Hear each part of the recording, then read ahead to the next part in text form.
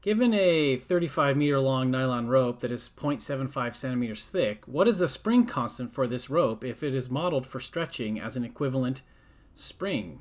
Oh, where could this question be going with this, right? I don't know. It sounds interesting to me. What do you use nylon ropes for, right? Anyone climb? I actually don't. I'm really afraid of heights, but maybe this is headed towards something with that. Does tell us, though, the Young's modulus there. But we're looking at this like, like if you have a nylon rope and let's say you fell from some height and the nylon rope catches you, ideally it's kind of springy, right? So that you don't like get jerked around a lot, I guess.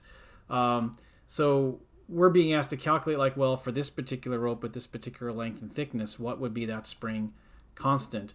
And the starting point that I always like to use, again, because it's maybe easy to remember, and I don't mind doing the algebra as opposed to like maybe Googling various formulas for the Young's modulus type of situations.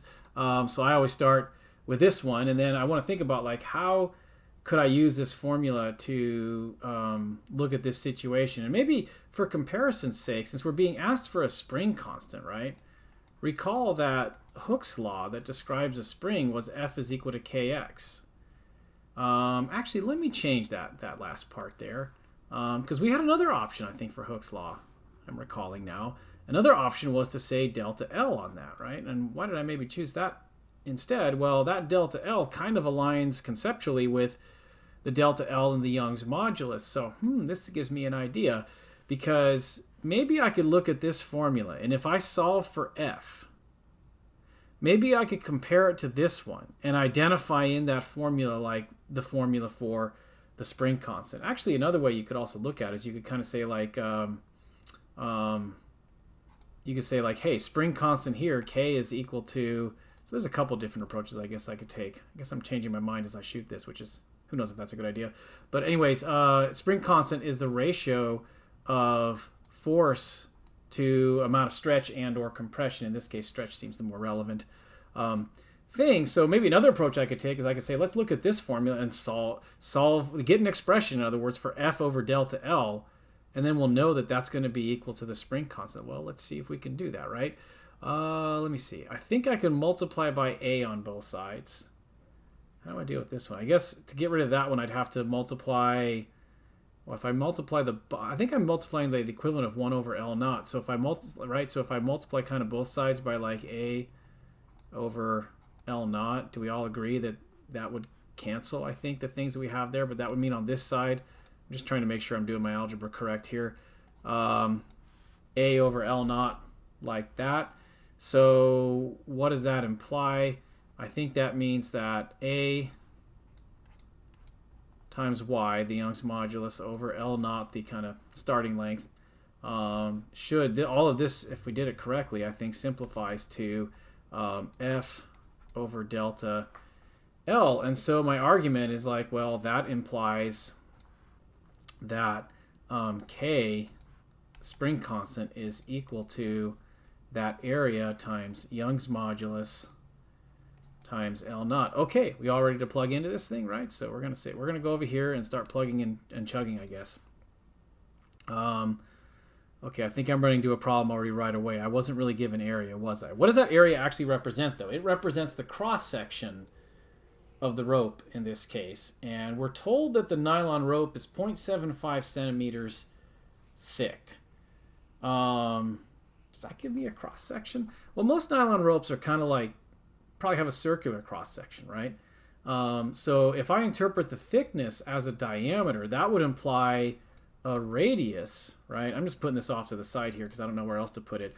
But the radius should be equal to 0.75 centimeters divided by 2, which I think is just equal to like 0.375 centimeters. If you're not sure, you can check that on your calculator. Honestly, that kind of math sometimes scares me. Looks like it's correct. Anyways, I'm not very good at math. Okay, so that's that. But then if I want to do area, wouldn't I just be thinking about doing, I'm just going to throw it right here into the formula. I'd be thinking about pi r squared. Okay, so pi r squared, well, let me, before I proceed, note that, oops, make that a better looking 0 there. This is 0.00375 in meters. So I'd actually like to multiply by 0.00375 meters squared. So I may be skipping a few steps here, but it's just because I don't think I'm going to have enough space, or it's going to get really cluttered more than it is. But I'm basically doing the A part of this and saying the area is pi r squared, and I'm using that number to do it. Okay, and then I'm going to proceed, well, I'm doing that, or I'm doing that. It's kind of multiple places here, but I'm going to proceed with the other numbers, which I think are more straightforward to find, because the Young's modulus is just 3 times 10 to the 9 Pascal. Let me just squeeze that Pascal in there. Remember, that's a Newton per meter squared, in case you want to look at the units.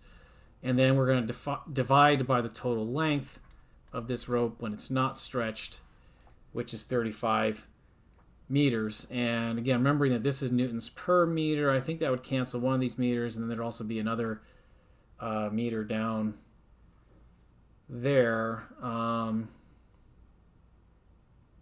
me see.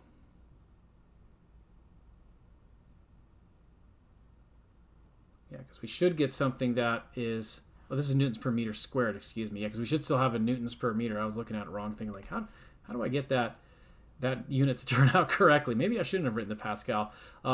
Anyway, newtons per meter is what we're expecting to get, and I think it does actually work out. So all these numbers can be put into the calculator without the units. Use your button for pi on your calculator or whatever calculating device you're using. And I get like...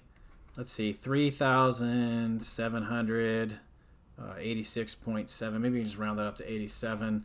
And we said that was newtons per meter. Maybe that's more sig figs than I need. Let's go and see what the answer looks like. Oh, isn't that clever? Since this was a 2 sig fig question, maybe I could have just used scientific notation to make the sig figs more clear. But I wrote this, and honestly, if you did this on an exam for me, I consider that good enough. If you do this, it's like icing on the cake in that sense to show that you really understand sig figs.